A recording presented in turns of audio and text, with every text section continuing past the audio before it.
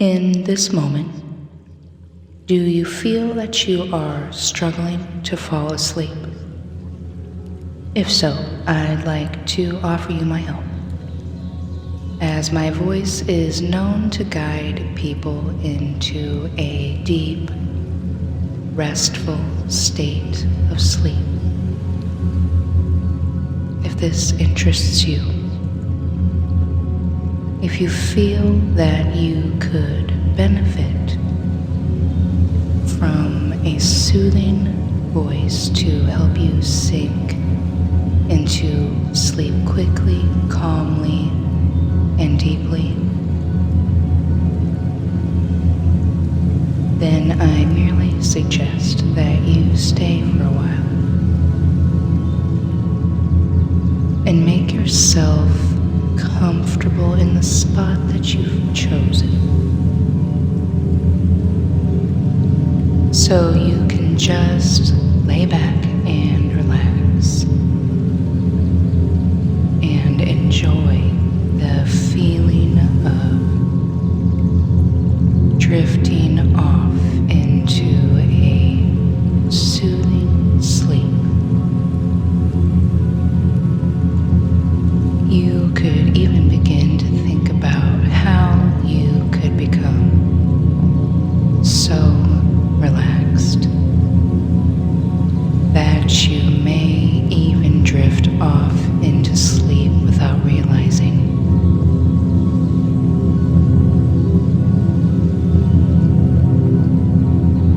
Now, because this recording is intended to guide you into that state of rejuvenating rest, you must not listen to this while driving or operating any kind of machinery.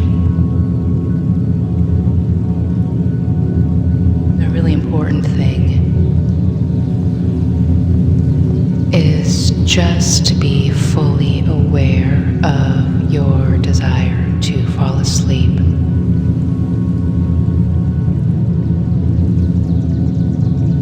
Because as you may soon come to find,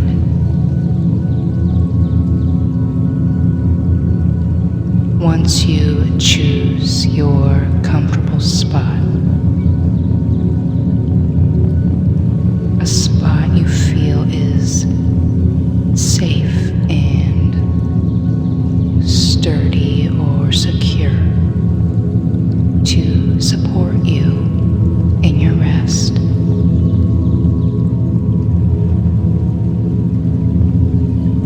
you can allow yourself to experience the pleasure of trance.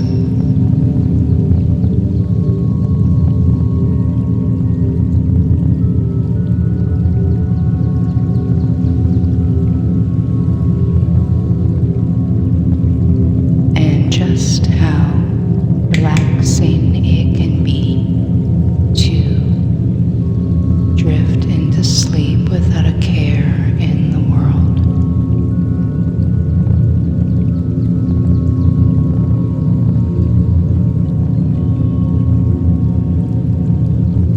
Because you deserve it, I can assure you. You deserve to experience one of the best sleeps in your life.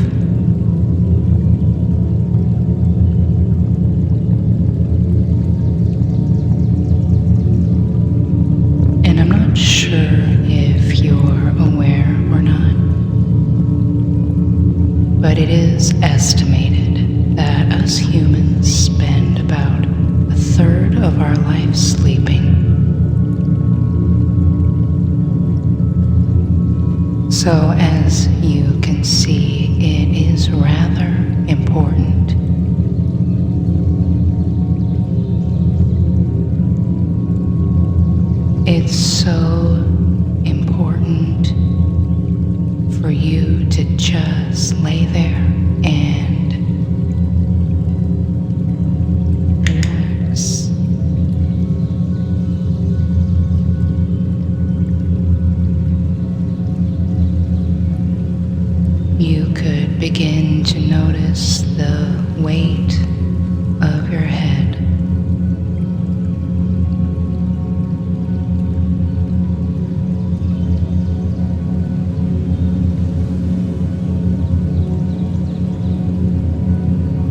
Maybe you can begin to feel the relief in your neck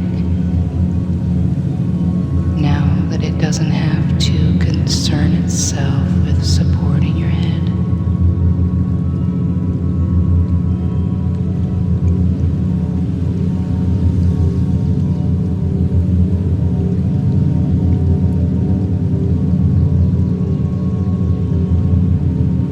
And all you really have to do is lay there and listen to my voice.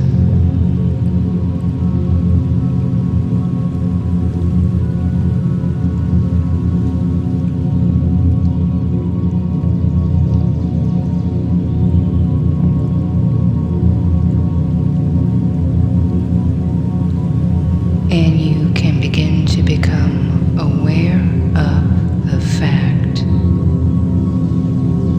that any unintentional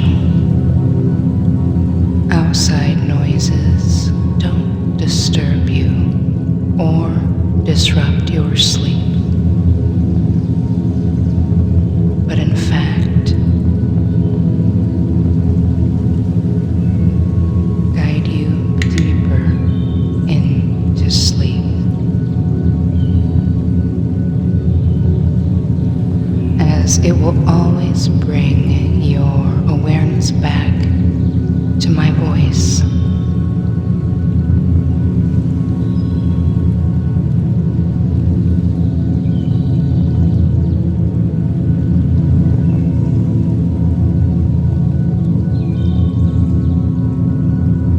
And you may find it comforting to know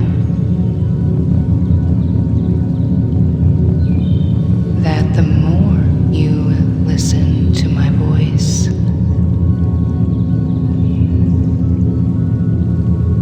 the more comfortable you'll feel.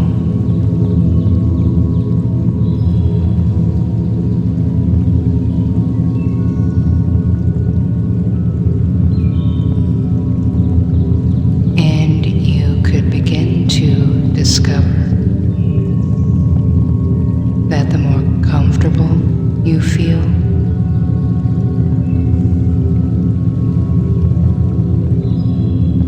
the easier it is for you to just relax.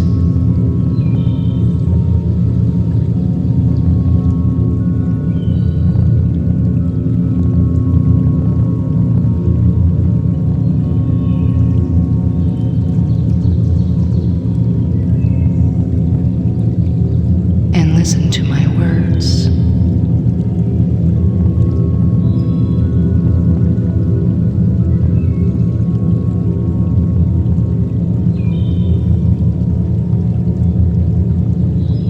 And you don't even need to worry about comprehending my words.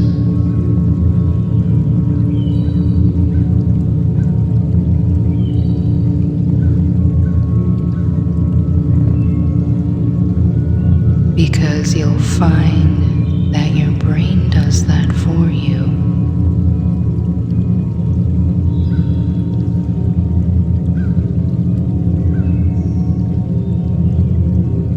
All you need to do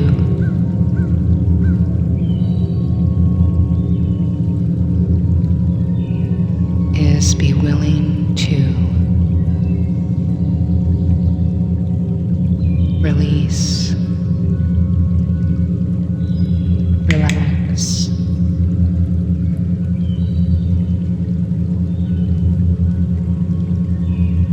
and let go into sleep.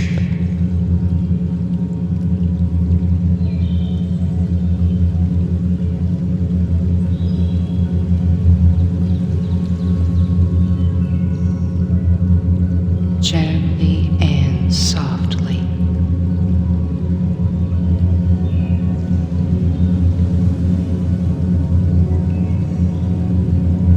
Because I want you to enjoy this experience.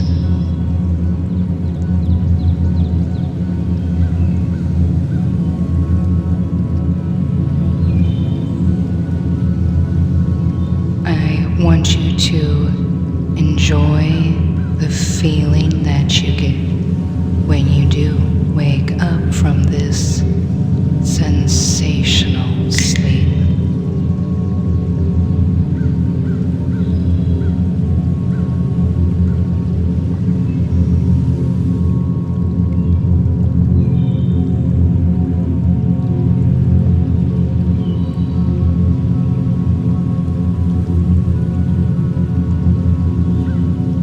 So I'd like you to begin allowing the depths of your subconscious mind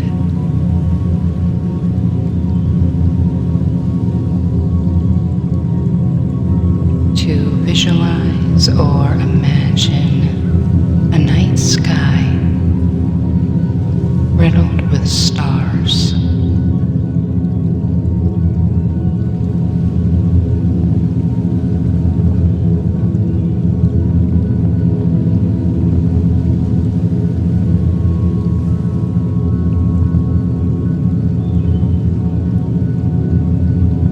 The vibrant twinkling lights.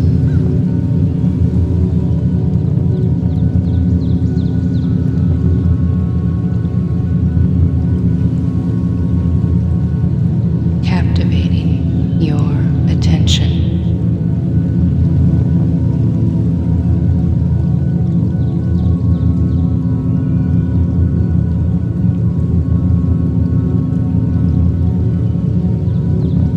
I wonder if you've ever noticed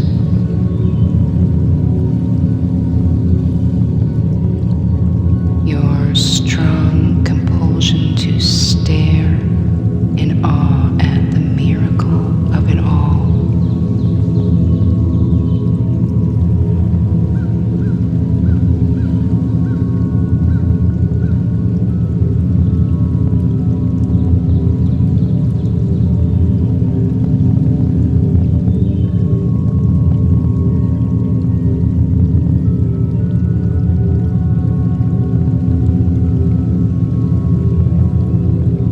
And have you started to notice the weight of your head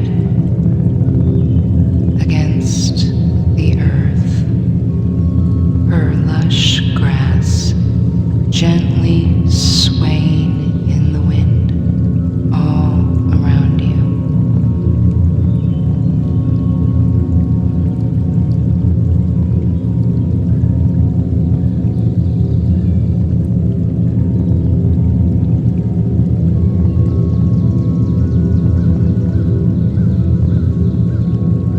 The night breeze reminding you all is well.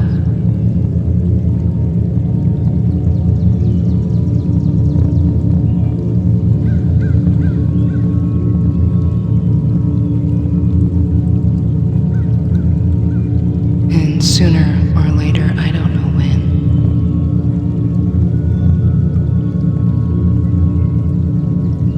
you'll be able to hear the gentle ripples of the calm lake some distance ahead of you.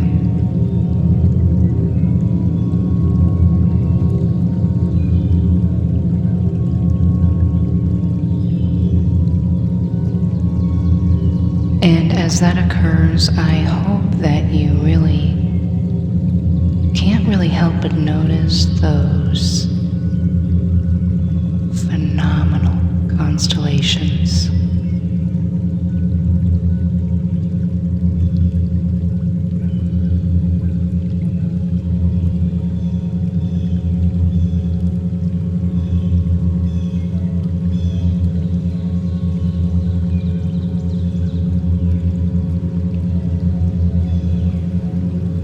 And if they seem familiar to you or otherworldly,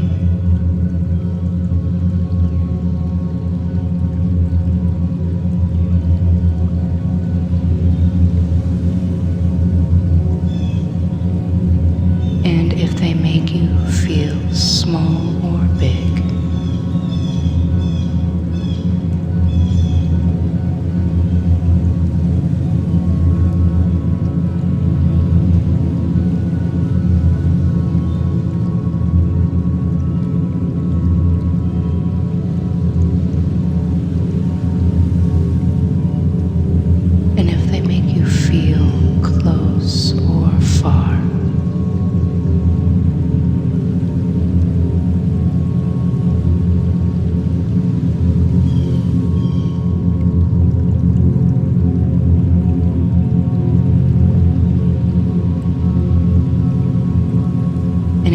appears that you instinctively know which one is meant for you.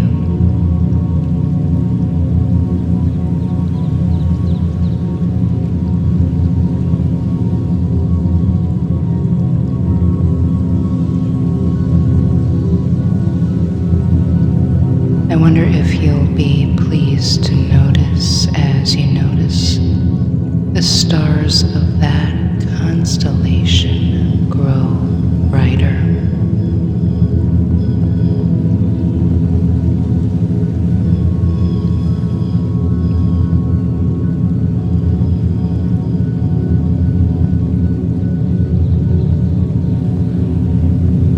Mesmerizing your focus on these stars. And do you notice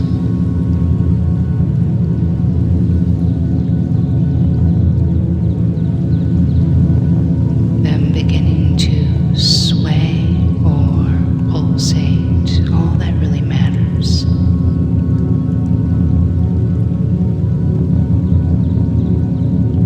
is that you know with blind faith they are calling out to you.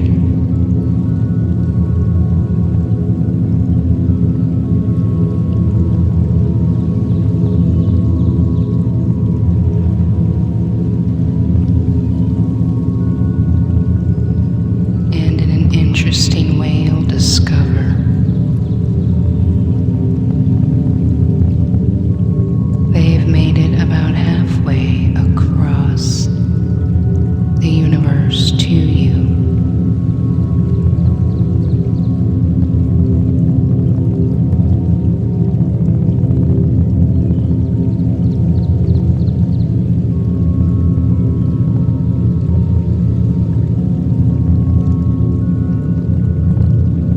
Tiny, floating, glowing orbs of light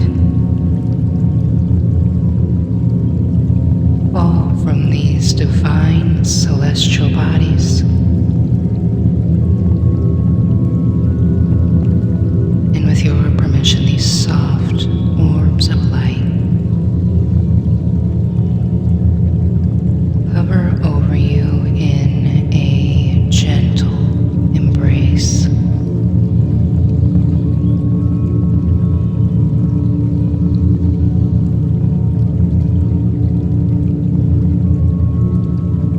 I wonder if you'll be curious to notice a telepathic humming and the sensation that it brings you.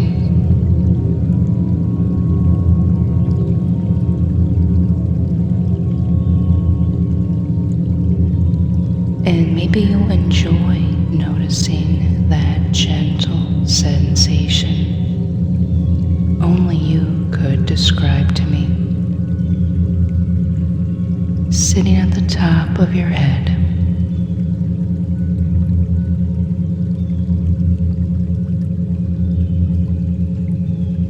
It's going to be a pleasure to feel this melting down over your scalp, releasing, relaxing, and letting go. Tension, stress, or worry flowing down, softening your jaw, relaxing your neck.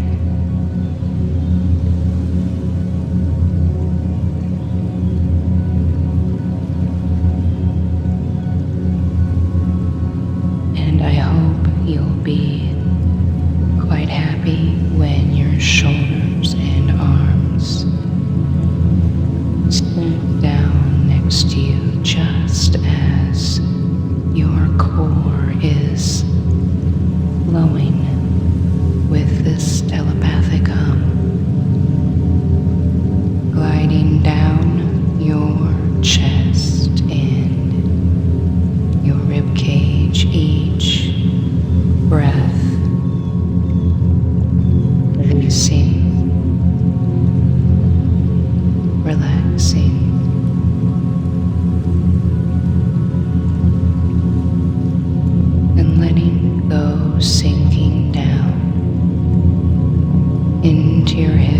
dissolving any discomfort, streaming down into your thighs and relaxing your knees.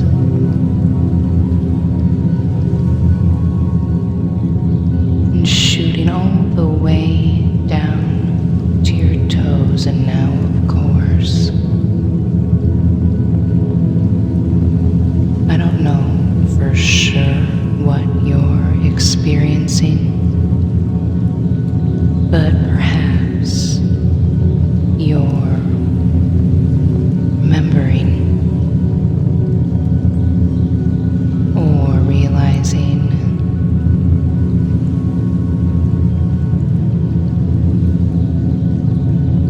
or recognizing or even observing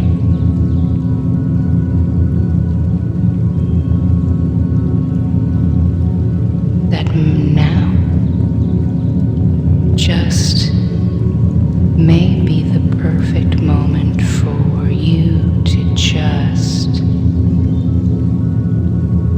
release into relaxation so you can let go.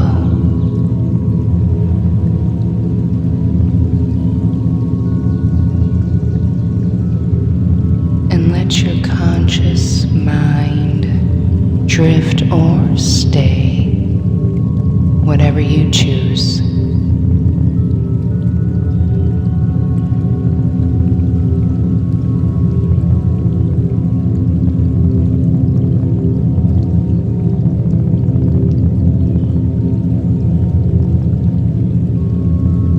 All you need to do is relax into your spot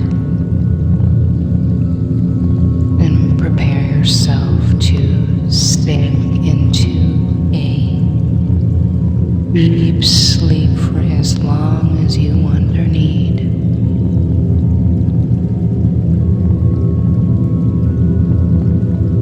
And you can just listen to my voice if you want, because I'm going to be reading part of Nature by Ralph Waldo Emerson, and I hope you enjoy. Philosophically considered, the universe is composed of nature and the soul. Strictly speaking, therefore, all that is separate from us, all which philosophy distinguishes as the not me,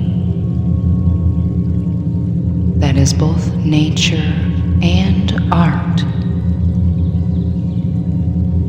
All other men and my own body must be ranked under this name, nature.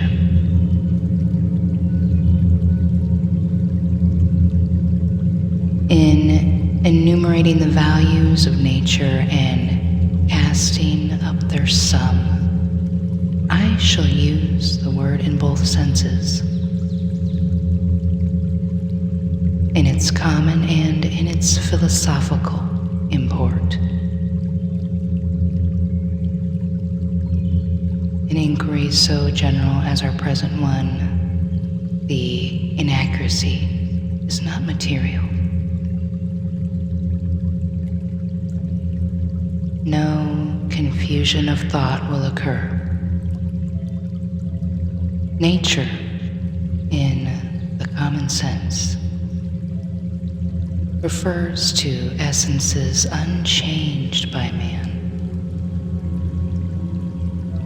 Space,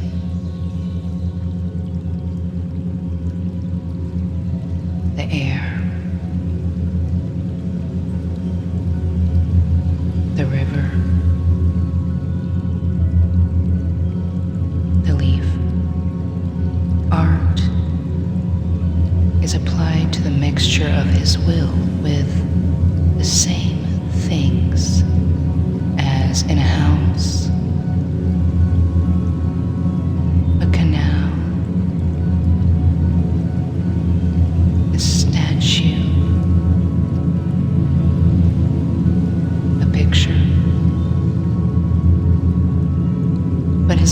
generations taken together are so insignificant. Little chipping, baking, patching, and washing, that in an impression so grand as that of the world on the human mind, they do not vary the result.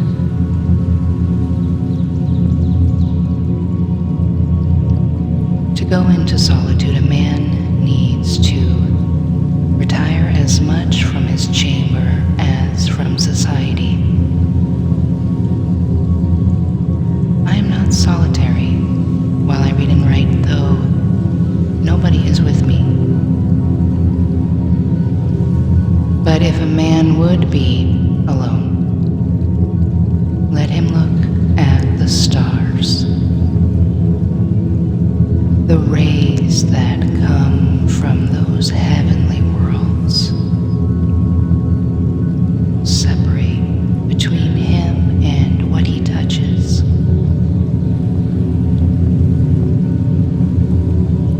One might think the atmosphere was made transparent with this design to give man in the heavenly bodies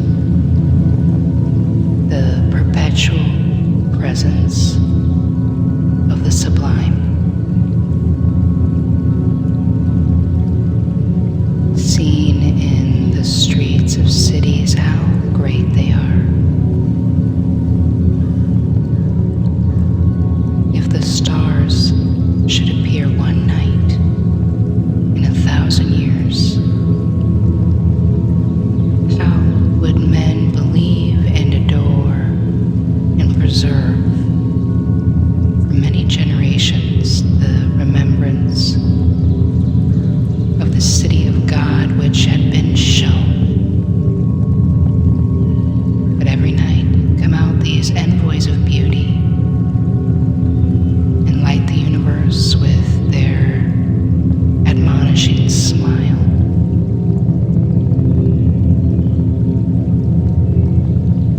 The stars awaken a certain reverence, because though always present, they are inaccessible. But all natural objects make a kinder impression when the mind is open to their influence. Nature never wears a mean appearance.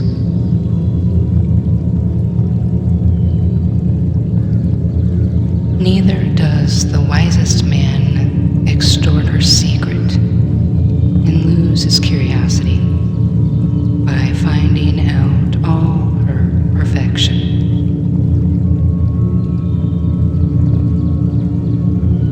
Nature never became a toy to a wise spirit.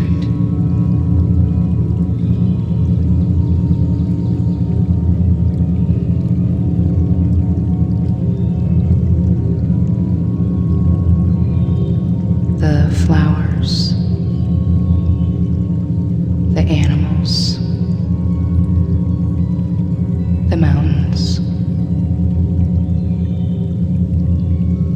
reflected the wisdom of his best hour as much as they had delighted the simplicity of his childhood. When we speak of nature in this manner,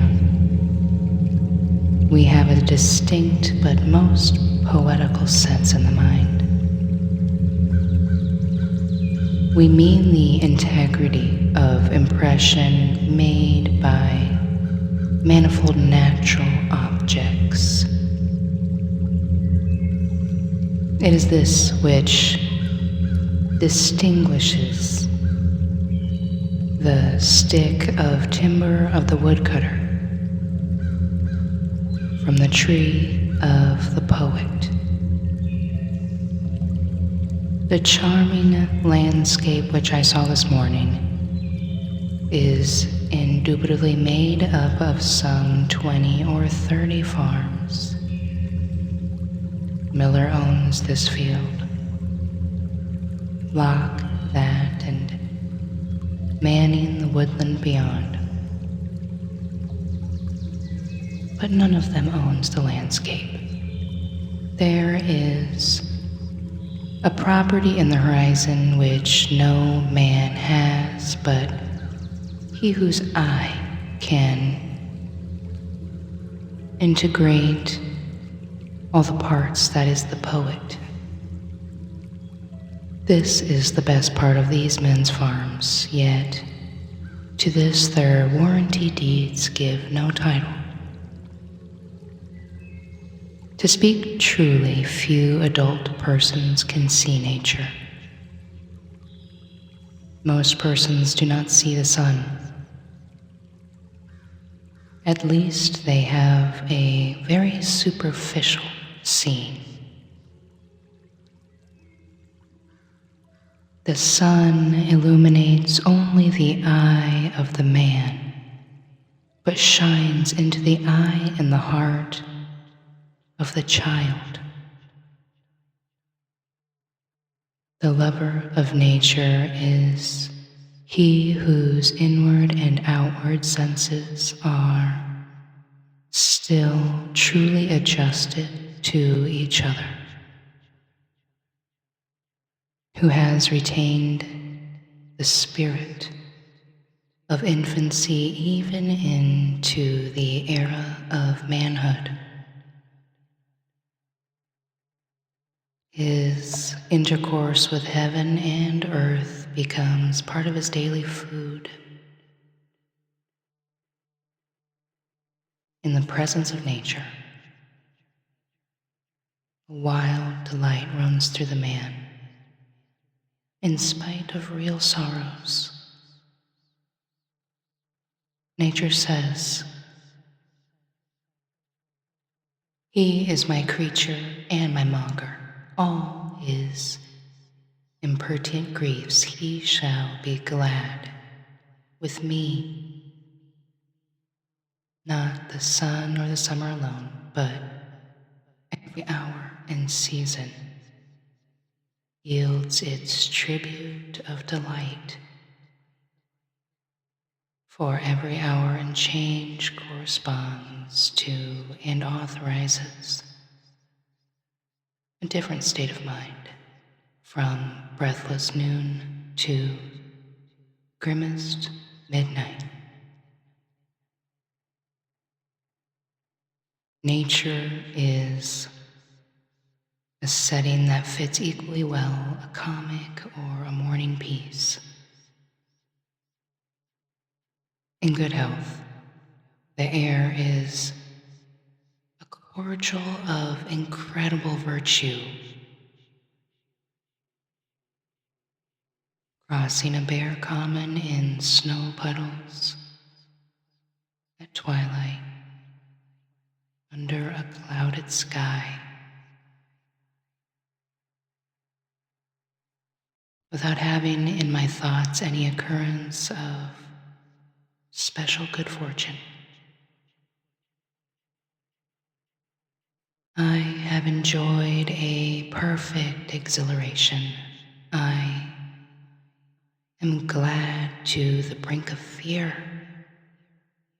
In the woods, too, a man casts off his years, as the snake his slough, and at what period soever of life always is a child. In the woods is perpetual youth. Within these plantations of God, a decorum and sanctity reign. A perennial festival is dressed, and the guest sees not how he should tire of them in 1,000 years. In the woods we return to reason and faith. There I feel nothing can befall me in life, no disgrace, no calamity. leaving me my eyes, which nature cannot repair, standing on the bare ground, my head bathed by the blithe air and uplifted into infinite space. All mean egotism vanishes. I become a transparent eyeball. I am nothing. I see all the currents of the universal being circulate through me. I am part or particle of God.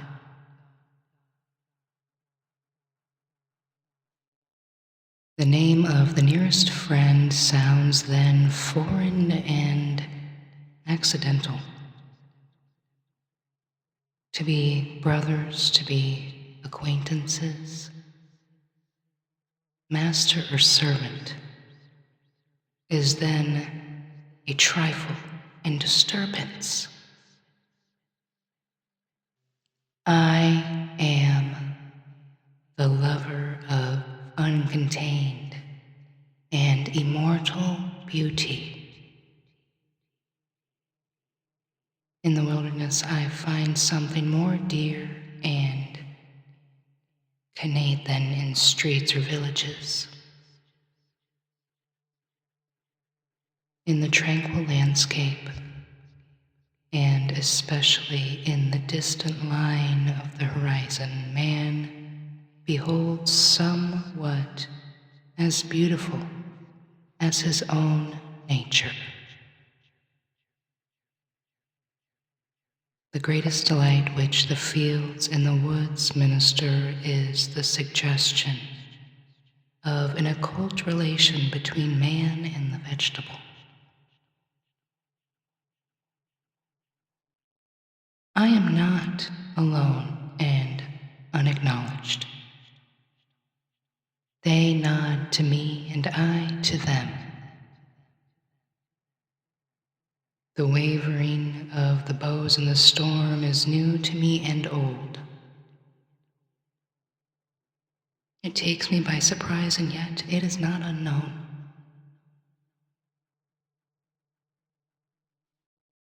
Its effect is like that of a higher thought or a better emotion coming over me. When I deemed I was thinking justly or doing right, yet it is certain that the power to produce this delight does not reside in nature, but in man, or in harmony of both. It is necessary to use the pleasures with great temperance, for nature is not always strict in holiday attire, but the same scene which yesterday breathed perfume and glittered as, for the frolic of the nymphs, is overspread with melancholy today. Nature always wears the colors of the spirit.